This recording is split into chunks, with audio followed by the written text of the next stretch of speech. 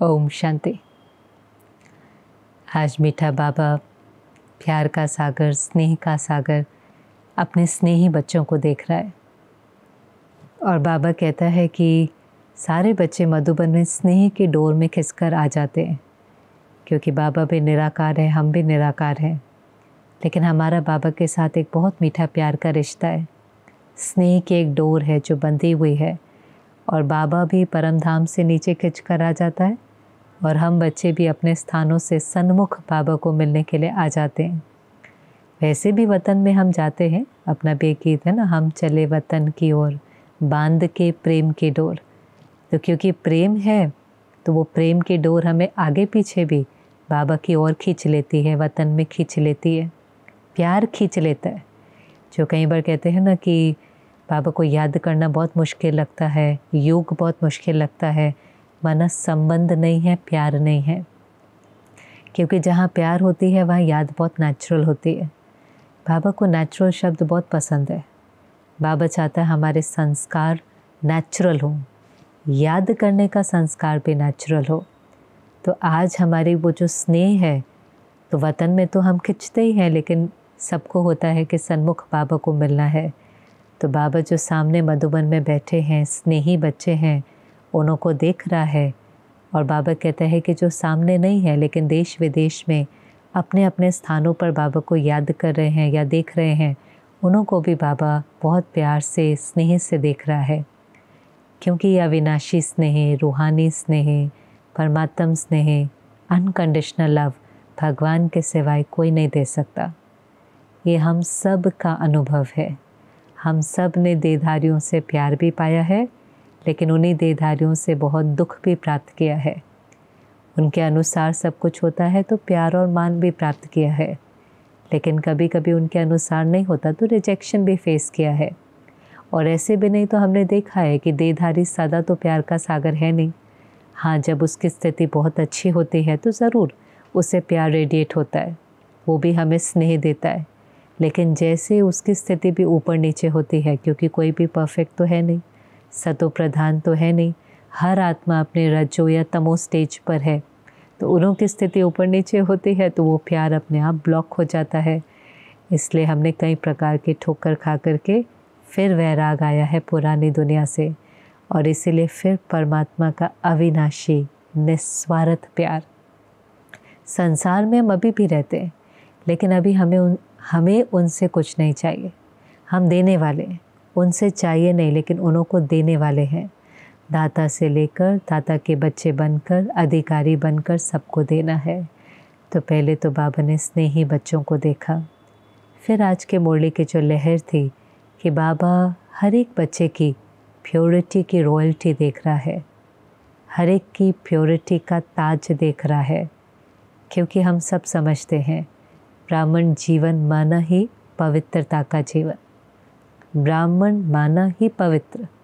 हमारी फाउंडेशन भी प्योरिटी है, मुख्य मर्यादा, धारणा, ऑर्डिनेंस प्योरिटी है, श्रृंगार भी प्योरिटी है, क्योंकि देवी देवताएं संपूर्ण निर्विकारी हैं। और इसीलिए आप देखो, देवताओं को हमेशा लाइट का ताज दिखाते हैं, या तो देवी देवताओं को दिखाते हैं, या धर्म स्थापक को दिखाते हैं, या एंजल्स को दिखाते हैं। प्योरिटी का लाइट का ताज उनों के पीछे ज़रूर दिखाएंगे। तो बाबा आज बच्चों के प्योरिटी का ताज, लाइट का ताज, प्योरिटी की रॉयल्टी को देख रहा है। और इस सारे कल्प में बाबा ने चक्कर लगवाया। बाबा ने कहा पहले तो अपना अनादि काल याद करो, जब हम परम धाम में हैं, शिव बाबा के साथ हैं और पहुंच जाए वहाँ पर। बाबा ने जैसे चक्कर लगाया तो अभी अभी बुद्धि से चक्कर लगाएं, परम धाम को देखें, सभी आत्माओं को देखें और शिव बाबा को देखें। बाबा ने कहा जैसे आसमान में सितारे होते हैं, लेकिन फिर भी कहीं कहीं सितारों की चमक बहुत ज़्यादा होती है, ऐसे ही परम धाम में उल्टा झाड़ है। लेकिन जो शिव बाबा के समीप की आत्माएं हैं, ब्राह्मण आत्माएं हैं, देवी देवता कुल की आत्माएं हैं, हम आत्माओं की चमक उस समय भी बहुत ज़्यादा है। क्योंकि प्योरिटी ज़्यादा है तो प्योरिटी की निशानी उस समय भी उस आत्मा की चमक भी ज़्यादा है और बाबा के समीप भी है। उसके बाद आदिकाल, सतयुग, त्रेता, उसमें भी बाबा ने कहा आप जब देवी देवता हैं तो संपूर्ण निर्विकारी है। आपकी झलक फलक ही अलग है। देखो सतयुग में आत्मा भी, शरीर भी और प्रकृति भी सब पवित्र, नेचुरल ब्यूटी, निरोगी काया, भावना शुद्ध, प्यार का संस्कार, शांति का स्वधर्म, पूरी प्योरिटी है। इसलिए तो देवी देवताओं के बाबा कहते झलक फलक रूहानियत चित्र ही बिल्कुल अलग हैं। तो अनादिकाल में भी हमारी चमक बहुत ज़्यादा है, आदिकाल में भी हम देवी देवताएं संपूर्ण निर्विकारी हैं, फिर मध्यकाल में। अब मध्यकाल में हम तो गिरना शुरू हो जाते हैं, लेकिन भक्त हमारे चित्र बना करके पूजा करते हैं। परफेक्शन का चित्र बनाकर, हमारी परफेक्ट स्टेज वो देवी देवता की है, तो हमारे ही चित्र बनाकर, और हम खुद भी कितनी विधि पूर्वक पूजा करते हैं। बाबा ने कहा चित्र तो कईयों के बनते हैं, नेता, अभिनेता, धर्मात्मा के भी बनते हैं, लेकिन जितनी रॉयल्टी से, जितनी विधि से देवी देवताओं की पूजा होती है उतनी तो किसी की नहीं होती। महिमा होगा, गायन होगा, लेकिन देवी देवताओं की तो मूर्ति भी तब तक स्थापित नहीं होती जब तक उसका मंदिर नहीं बने। अभी फिर भी आप देखिए कहीं चौराहा होगा तो किसी महात्मा का, किसी धर्मात्मा का फिर भी स्टैचू बना देंगे, लेकिन देवी देवताओं की अगर मूर्ति भी स्थापित करनी है तो भी आप देखिए पहले मंदिर बनाएंगे। इतना गणपति के दिनों में देखो, दिवाली के दिनों में देखो, केवल उस देवी की स्थापना से पहले भी कितनी विधि होती है, कितनी सफाई होगी घर के कोने कोने की, फिर सुंदर सा मंदिर बनाएंगे, फिर उसके अंदर मूर्ति को ला करके स्थापित करेंगे, फिर समय अनुसार, विधि अनुसार पूजा करना, सब कुछ करेंगे। तो मध्यकाल में भी बाबा ने कहा आपके चित्र बहुत रॉयल्टी से बनाते हैं। चित्र भी ऐसे बनाते हैं कि उसके अंदर प्योरिटी और रूहानियत रिफ्लेक्ट हो। कई बार आप देखें ना, अभी भी जब अयोध्या में राम मंदिर बना था तो कई चित्रकारों ने मूर्ति बनाई, लेकिन फिर बहुत उस मूर्ति को सिलेक्ट करेंगे कि कौन सी मूर्ति वहाँ पर स्थापित की जाए, और वो भी जिसकी सिलेक्ट होती है उसको भी कितनी खुशी होती है, क्योंकि वो भी मेहनत करता है कि इस मूर्ति से हर एक को कुछ ना कुछ प्राप्ति हो। ऐसा चित्र वो बनाए, ऐसी मूर्ति वो बनाए कि उसके सामने जब भक्त दर्शन करने के लिए आए तो एक सेकंड में भी उस जड़ से भी उसको कुछ ना कुछ अनुभूति हो। जड़ के अंदर भी रूहानियत, प्योरिटी, रमणीकता, रहम, शक्ति स्वरूप सब कुछ दिखाई दे। तो मध्यकाल में भी बाबा ने कहा कितनी विधि पूर्वक पूजा होती है, और फिर अंत में जब हम ब्राह्मण हैं तो भी अगर सारे विश्व में देखें तो बाबा ने कहा आपकी प्योरिटी की रॉयल्टी बाकी सब से अलग है। तो ब्राह्मण आत्माएं तो क्या बनते ही पहला कदम, पहला वरदान ही क्या है, पवित्र भव, योगी भव। और फिर हमारी यात्रा चलती है प्योरिटी से संपूर्ण प्योरिटी तक की, क्योंकि बाबा ने कहा ना निर्विकारी में भी बहुत डिटेल है। संकल्प, दृष्टि, वृत्ति, स्वप्न, अन्न, मन, धन, सब कुछ प्योर करना है। तो फिर ये पूरी यात्रा है। लेकिन ब्राह्मण भी, ब्राह्मण बनते ही हमारी पहली धारणा क्या है, सब कम से कम ब्रह्मचर्य की पालना, अन्न की शुद्धि, वहाँ से शुरुआत तो कर देते हैं। फिर धीरे धीरे सूक्ष्म करते करते करते करते अपनी प्योरिटी की हाईएस्ट डिग्री तक पहुँचते हैं, क्योंकि बाबा ने कहा ये प्योरिटी की भी डिग्री है। संतुष्टता का सर्टिफिकेट है और प्योरिटी की डिग्री है। तो सारे में बाबा ने चक्कर लगाया और ये रियलाइज़ कराया कि हम कितनी महान आत्माएं हैं, कितनी पवित्र आत्माएं हैं, कितना हमारा गायन और पूजन होता है, कितनी आत्माएं हमारी प्योरिटी के आगे झुकती हैं। आज भी नवरात्रि के दिनों में आप देखें छोटी छोटी कन्याओं को घर में लेकर आएंगे, उन्हों के पैर धोएंगे, उन्हों को खिलाएंगे, फिर उनसे आशीर्वाद लेंगे। वो कन्या के आगे थोड़ी ना झुक रहे हैं, प्योरिटी के आगे झुक रहे हैं। चाहे सन्यासी के आगे झुके, महात्मा के आगे झुके, कन्या के आगे झुके, लेकिन झुक किसके आगे रहे हैं, प्योरिटी के आगे। और जब अपवित्र बन जाते हैं, बाबा कई बार उदाहरण देता है, फिर हम सबके सामने झुकना शुरू हो जाते हैं। वही पहले कन्या के आगे झुकते हैं, फिर वही कन्या जब अपवित्र हो जाती है तो वो सबके आगे झुकती है। तो वास्तव में झुक किसके आगे रहे हैं, पवित्रता के आगे। तो बाबा ने कहा देखा, अपनी प्योरिटी की रॉयल्टी को देखा, आपको इतना नशा रहता है, इतनी खुशी रहती है, चेहरे पर वो झलक और चलन में वो फलक दिखाई देती है। झलक माना प्योरिटी भी ऐसी चीज़ है जो छिप नहीं सकती है। प्योरिटी, एक फिज़िकल ब्यूटी अलग होती है, लेकिन प्योरिटी, डिविनिटी, रूहानियत हम सबको पता है, हमारे मुख से निकल जाता है। ये आत्मा कितनी प्योर है, इस आत्मा में कितनी डिविनिटी है, इस आत्मा में कितनी रूहानियत है, वो चेहरे से, वो नैनों से दिखाई देती है। जब मन में उठने वाला हर संकल्प प्योर होता है तो वो प्योरिटी का वाइब्रेशन रेडिएट होता है। झलक, चलन में भी वो चीज़ दिखाई देती है, वो नशा दिखाई देता है। प्योरिटी की रॉयल्टी, रॉयल्टी भी बाबा ने कहा छिपती नहीं है। एक मुरली में बाबा ने कहा था जो अल्पकाल के रॉयल होते हैं, आजकल भी होते हैं ना, भारत में भी कुछ रॉयल फैमिलीज़ हैं, विदेश की भी रॉयल फैमिलीज़ हैं, उनको भी देख के पता चल जाता है ये रॉयल्टी है। उनका उठना, बैठना, चलना, बोलना, हाथ मिलाना ऐसा होगा, पता चलता है कि ये रॉयल्टी है। ऐसे ही बाबा ने कहा हमारी रॉयल्टी क्या है, वो आत्मा तृप्त होगी, वो आत्मा भरपूर होगी, संतुष्ट होगी, उसको किसी प्रकार की इच्छा, नाम मान शान की इच्छा नहीं होगी, और उसकी रॉयल्टी छिप नहीं सकती। जब वो बोलेंगे, जब वो कर्म करेंगे, जब वो संबंध संपर्क में आएंगे, उसकी रॉयल्टी दिखाई देंगी। देखने वाले भी कहेंगे ये कितने रॉयल हैं, तो उसके चेहरे से, चलन से वो रॉयल्टी, डिविनिटी, प्योरिटी दिखाई देंगी। तो बाबा ने कहा ऐसी आपकी रॉयल्टी है। कुमारियों का ग्रुप बाबा के सामने बैठा था। उन दिनों में सब बहुत नशे से बाबा के आगे बैठते थे। कई बार जो छोटे छोटे ग्रुप होते थे, कुछ ऐसा भी पहन लेते थे कि एकदम आइडेंटिफाई हों। तो सारी कुमारियाँ एक साथ बैठी हुई हैं, लाल रंग का पट्टा पहना हुआ है जिस पर लिखा है एक व्रता। अब एक व्रता तो है ही क्या कि मैंने व्रत लिया है कि मैं एक की हूँ, एक मैं, दूसरा बाबा, तीसरा ना कोई। बाबा ने एक बार कहा था अगर कोई तीसरा होगा तो तीसरा नेत्र ही बंद हो जाएगा, इसलिए सबके साथ रहना है, लेकिन बुद्धि को किसी तीसरे में फंसाना नहीं है। तो बाबा ने कहा देखो कुमारियों ने तो पट्टा ही बांधा है एक व्रता का, लेकिन सदा एक व्रता रहना है। कुमार भी बैठे होंगे, उनको भी बाबा ने प्रेरणा दी सदा पवित्र रहना है और दृढ़ संकल्प करना है। लेकिन कई बार जो बाबा कहता है वहाँ जाकर के आपका संकल्प ढीला नहीं हो। मधुबन से जाकर के माया तो भिन्न भिन्न रूप से आती है ना, कोई आकर्षण, कोई अट्रैक्शन, कोई देह का भान, कोई देह की आकर्षण, पर बाबा कहते नहीं, एक जन्म पवित्र रहकर बाबा को भी पवित्रता का सहयोग देना है। अगर पवित्र दुनिया में जाना है, देखो ये एक हमारा चॉइस है, कोई बाबा की ज़बरदस्ती तो है नहीं। ये तो जो अपने जीवन में जैसा लक्ष्य रखता है उस लक्ष्य के अनुसार कुछ डिसिप्लिन्स होते हैं। आज चाहे कोई मेडिकल कॉलेज में है, कोई लॉ कॉलेज में है, जो जो पढ़ाई पढ़ता है, कोई सोचता है मुझे क्रिकेट खेलना है, कोई सोचता है मुझे गीत गाना है, तो उसकी लाइफ के वैसे डिसिप्लिन्स होते हैं।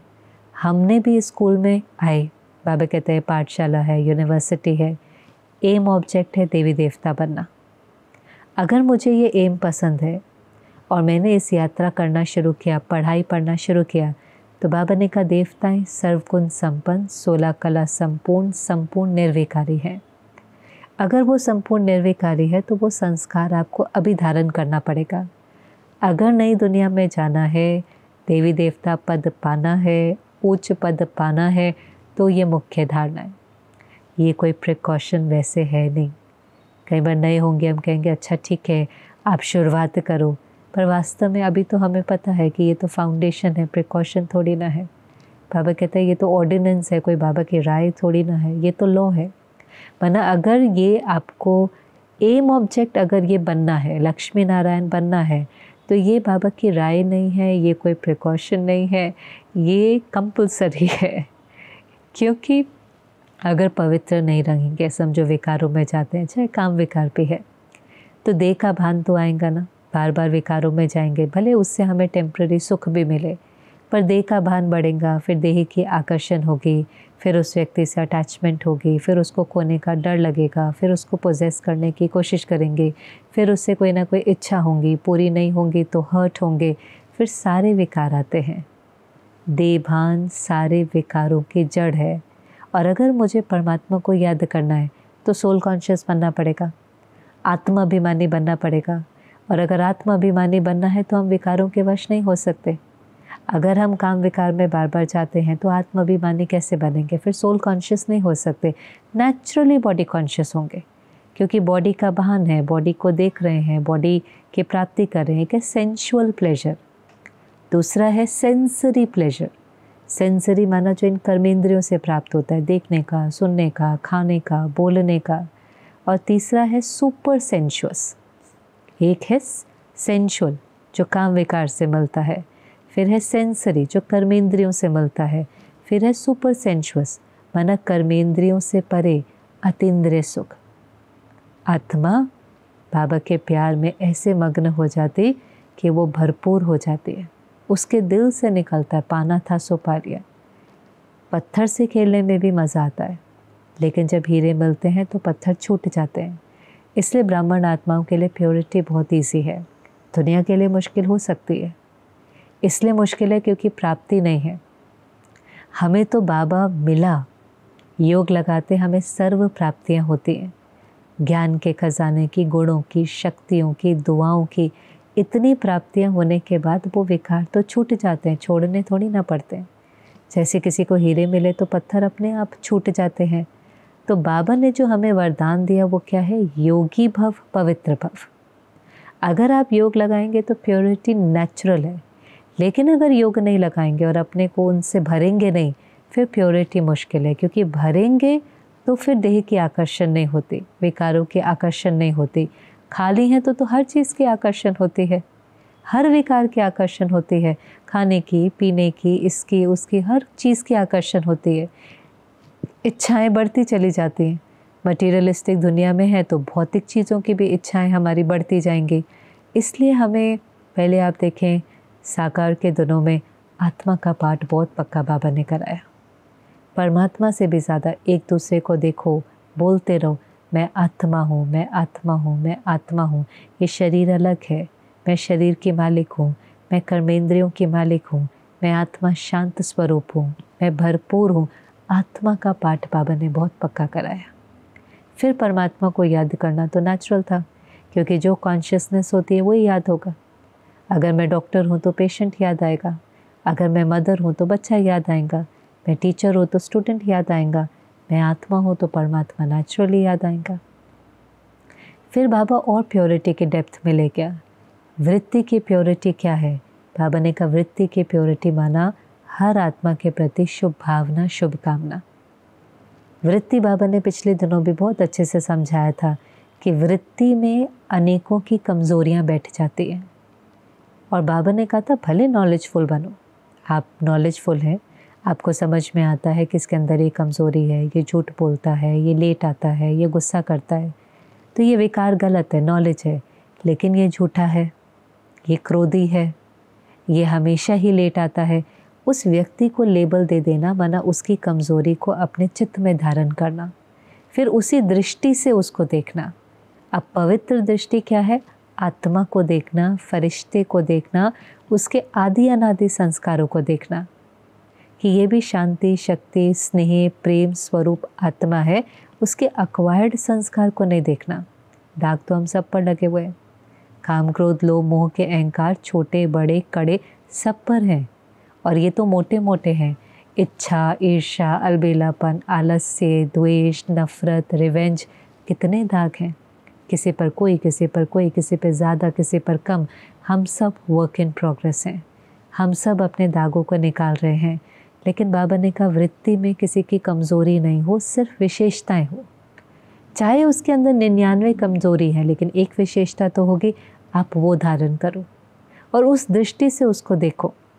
जब आप उसको देखो तो आपकी आत्मिक दृष्टि हो, आपका जो वाइब्रेशन है। देखो लोग कितना कहते हैं ना, दृष्टि दो, हमें दृष्टि दो।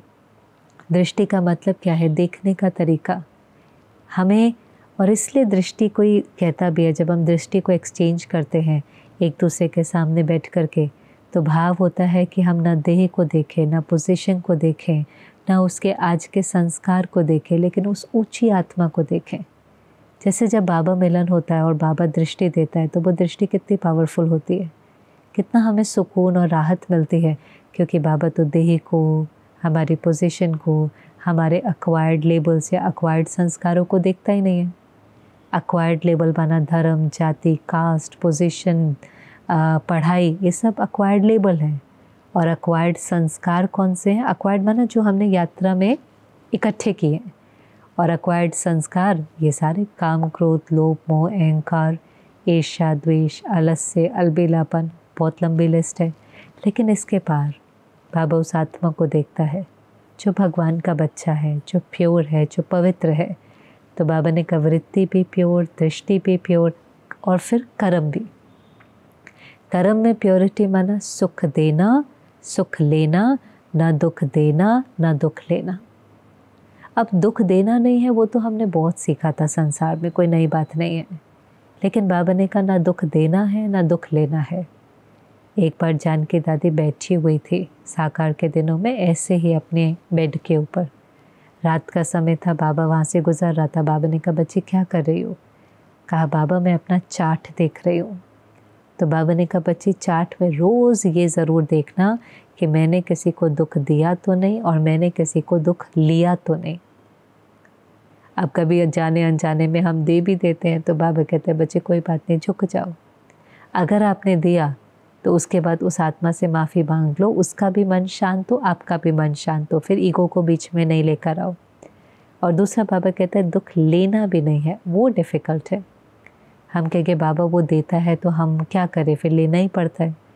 तो बाबा ने कहा कोई आपको खिचड़ा देता है, कोई आपको बुरी चीज़ देता है, आप लेंगे क्या? अब यहाँ हमें बहुत अच्छे से समझना है कि वो दुख कैसे देते हैं। तो वो कैसे देंगे? वो हमारी इंसल्ट कर सकते हैं, वो हमें बुरा भला बोल सकते हैं, वो हमें गाली दे सकते हैं, वो हमें धोखा दे सकते हैं, वो बहुत कुछ कर सकते हैं। लेकिन फिर उसको ले कर के हम अपने मन में कितनी देर उसको पकड़ते हैं, चलाते हैं, रिपीट करते हैं, जख्म बना देते हैं, वो हम करते हैं। दुख हम क्रिएट करते हैं। वो गलत बोल सकते हैं और वो जो गलत बोल रहे हैं वो गलत है, वो राइट नहीं है। लेकिन फिर उसको एक्सेप्ट करना, अपने मन में चलाना। और इसलिए हम कई बार कहते हैं आपने मेरा अपमान किया। तो उन्होंने तो कोई 2 लाइन बोली होंगी, लेकिन हम उनकी 2 लाइन को पकड़ करके 200 2000 बार जो रिपीट करते हैं अपने मन में, तो अपने से पूछना चाहिए उन्होंने मेरा अपमान किया कि मैंने अपना अपमान किया?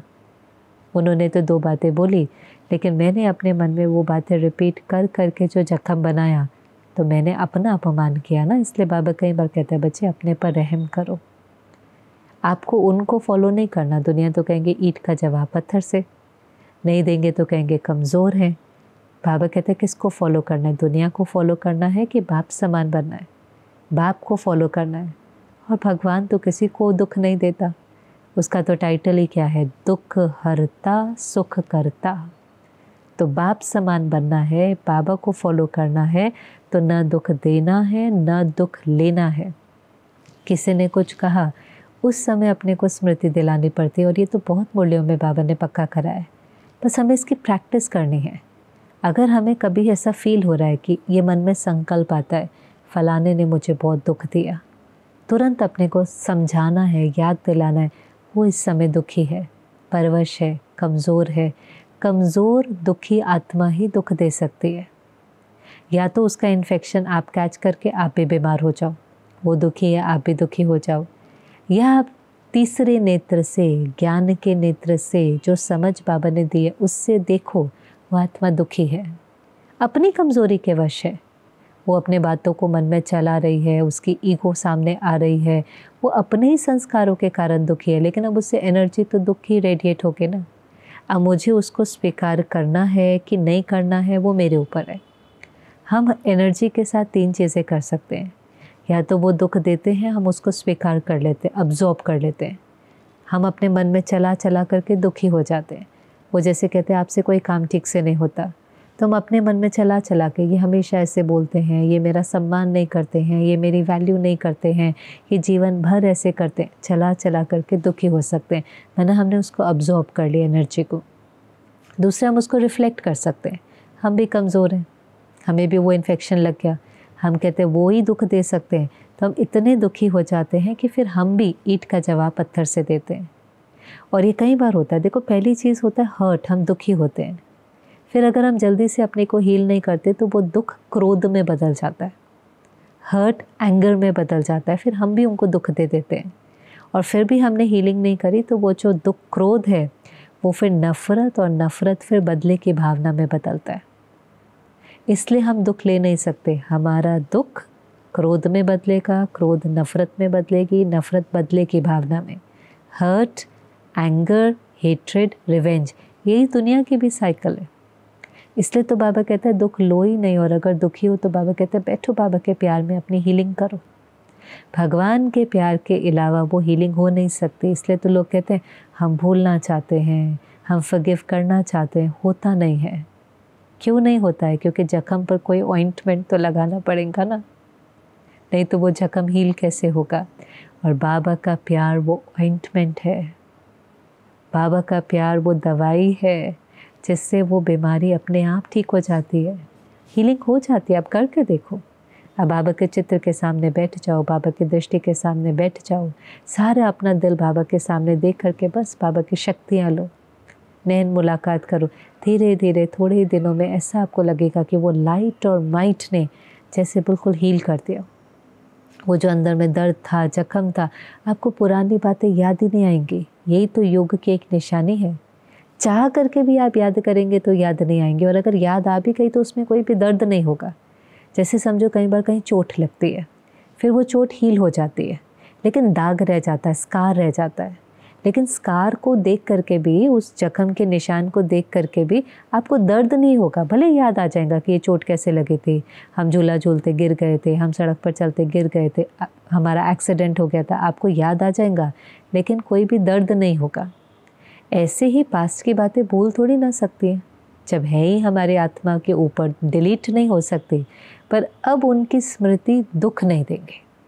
आपको स्मृति भी होगी, लेकिन वो चीज़, जैसे कई बार तो क्या होता है ना, स्मृति आई और दुख अनुभव करते हैं, लेकिन अब स्मृति होगी पर इतनी हीलिंग हो चुकी है, स्मृति है, याद है, लेकिन उस याद की कोई भी सफरिंग नहीं है, उसकी कोई भी दुख नहीं है, पर ये अनुभव की बात है।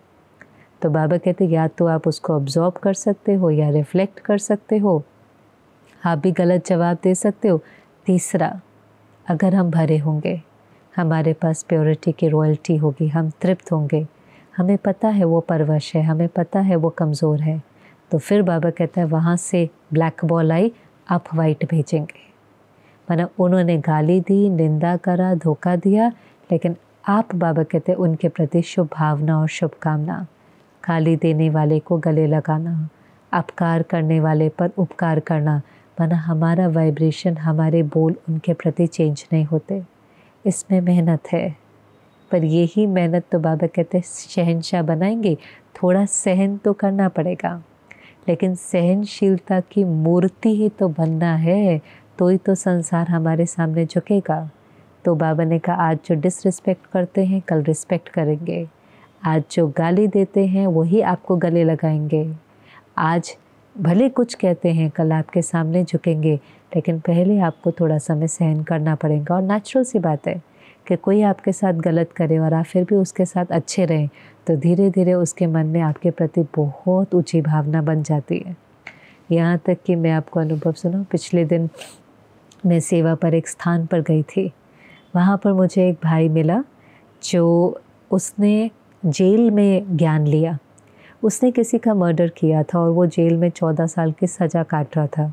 आपको पता है बहनें जेल में सेवाएं करने के लिए जाती हैं, उसको भी जेल में ज्ञान मिला, वहीं वो ज्ञान में चलने लगा, पुरुषार्थ करने लगा। और उसके बहुत अच्छा चार्ट देखकर, अच्छा सब कुछ परिवर्तन देखकर कुछ साल उसकी सज़ा भी कम हो गई।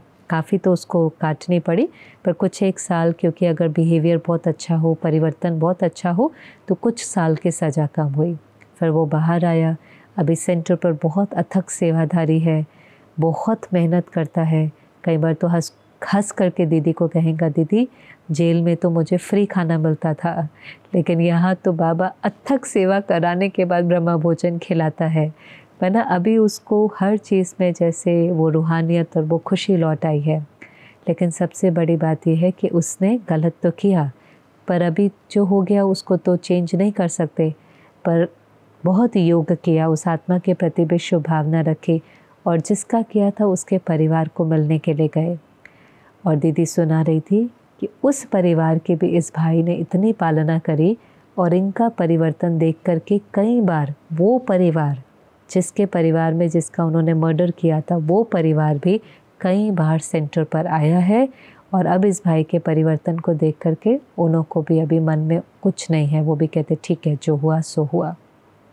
इतना परिवर्तन, इतनी अपनी भावना से किसी की भावना को चेंज कर देना, इतना अपने पुरुषार्थ से किसी के दिल को जीत लेना कि जो हमारे से नफ़रत करते थे और क्योंकि बात भी इतनी बड़ी थी वो फिर धीरे धीरे कहें अच्छा ठीक है जो हुआ सो हुआ, वो भी माफ़ कर दें और इसी जन्म में कर दें। ये तो कितना श्रेष्ठ पुरुषार्थ है।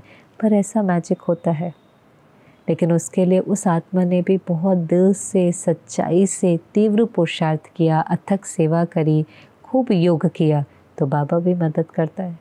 तो बाबा ने कहा ऐसे सहनशीलता की मूर्ति बनकर आपको वो नहीं करना, आपको बाबा को फॉलो करना है।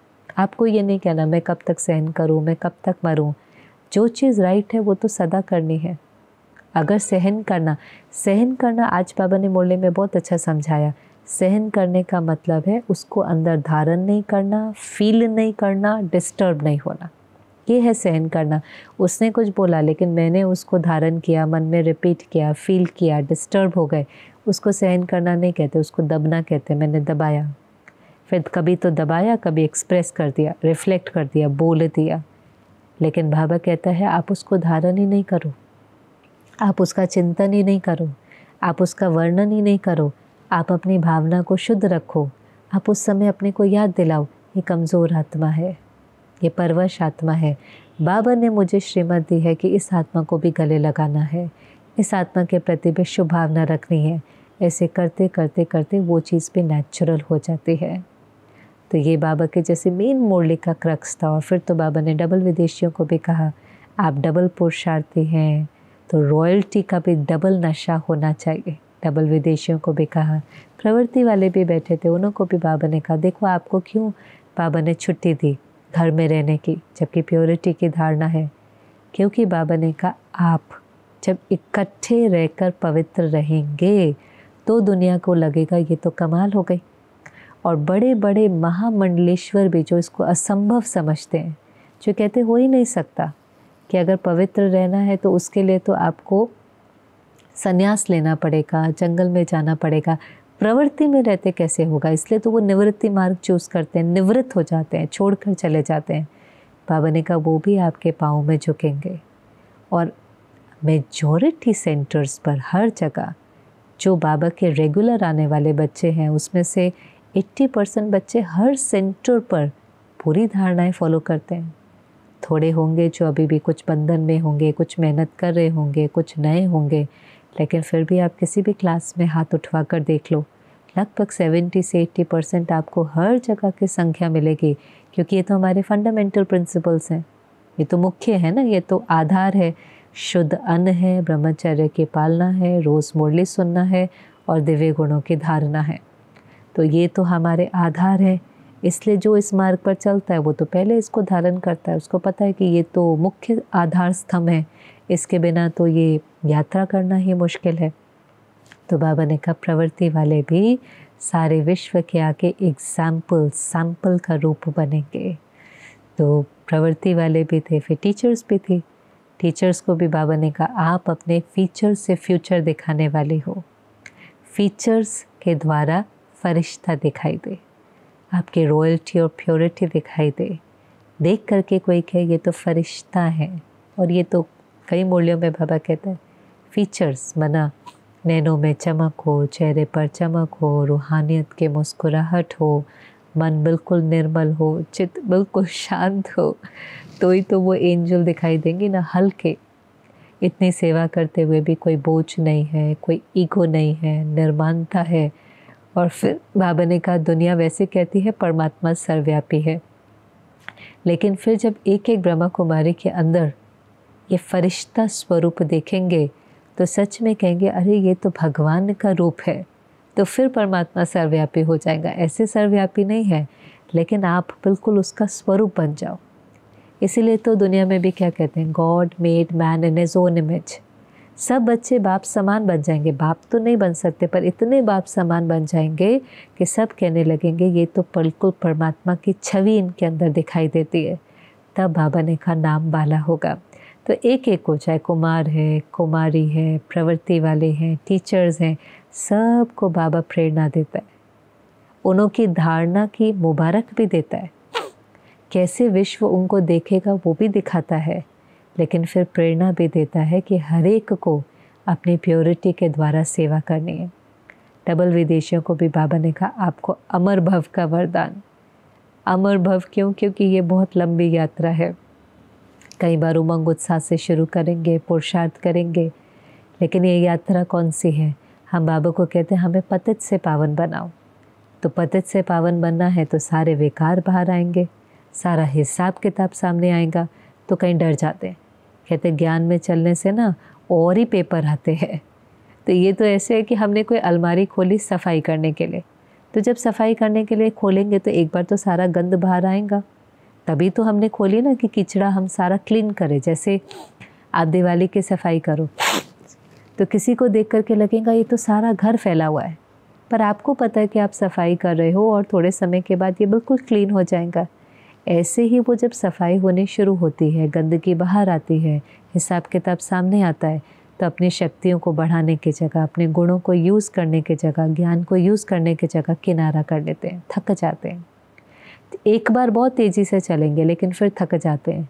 इसलिए ये मैराथन है। जैसे वो होता है ना, एक होती है छोटी रेस 100 मीटर की, 500 मीटर की, एक होती है लंबी लंबी 25 किलोमीटर, 50 किलोमीटर। ये मैराथन है। बाबा ने कहा जब तक जीना है पढ़ना है, इसलिए इसमें हर चीज़ नेचुरल करनी है। ये कोई 2 साल 4 साल की यात्रा नहीं है, ये लंबी यात्रा है। इसलिए बाबा की धारणाओं को अपने जीवन में ऐसा बनाना है जैसे लाइफस्टाइल होता है। लाइफस्टाइल बहुत नेचुरल होता है ना, हमें दिन में 2 बार खाना है, ये करना, वो लाइफस्टाइल है हमारा। 1 घंटा एक्सरसाइज करना है, ऐसे ब्राह्मण जीवन की धारणा है। अमृत वेला करना, मुरली सुनना, बाबा को भोग लगाना, भोजन से पहले याद करना, चलते फिरते याद करना, नौमा शाम योग करना, बाबा को चाट देना, ये हमारा लाइफस्टाइल है, ये हमारा डिसिप्लिन है, ये हमारे जीवन के अंदर जैसे इंटीग्रेट हो गया है। और फिर हमारे लिए करना बहुत नेचुरल है। फिर हम बाबा को चाट दिए बिना हमें चैन नहीं पड़ेगा, अमृत वेले किया बिना हमें अच्छा नहीं लगेगा, मुरली सुने बिना हमें राहत नहीं मिलेगी, हम क्योंकि ये तो हमारी खुराक है, क्योंकि फिर वो हमारा जीवन जीने का तरीका बन जाएगा। तो बाबा ने उन्हों को भी अमर भव का वरदान दिया और कहा कि विदेशी बच्चों ने बाबा का नाम सिद्ध किया है। बाबा का क्या टाइटल है? भारत कल्याणकारी नहीं है, विश्व कल्याणकारी। अगर विश्व के अनेक स्थानों पर बाबा के सेंटर नहीं खुलते, बाबा के बच्चे नहीं निकलते, तो ये नाम कैसे सिद्ध होता? और उन प्यासी आत्माओं को कौन तृप्त करता? वो भी तो बहुत प्यासी हैं। मुझे याद है रशिया की बहन ने एक बार बाबा को कहा था, बाबा ये लोग जब मुरली सुनते हैं तो लिखते जाते हैं, लिखते जाते हैं, ऊपर भी नहीं देखते, बस अपना लिखते ही जाते हैं डायरी के अंदर। तो बाबा ने मुस्कुरा कर कहा था, बहुत प्यासी आत्माएं हैं। तो वो प्यासी आत्माओं को ज्ञान से पहले तो प्यास बुझानी है ना। तो बाबा ने कहा आपने वो टाइटल सिद्ध किया। जानकी दादी को भी बाबा ने याद किया कि देखो ये सबको इधर उधर भगाती रहती है, थक जाते हैं सब, क्योंकि दादियों को बहुत उमंग होता था। सेवा के लिए कोई ना कहे उन्हों को अच्छा नहीं लगता था। दादी जानकी ने भी एक बार सेवा के लिए ना बोला था।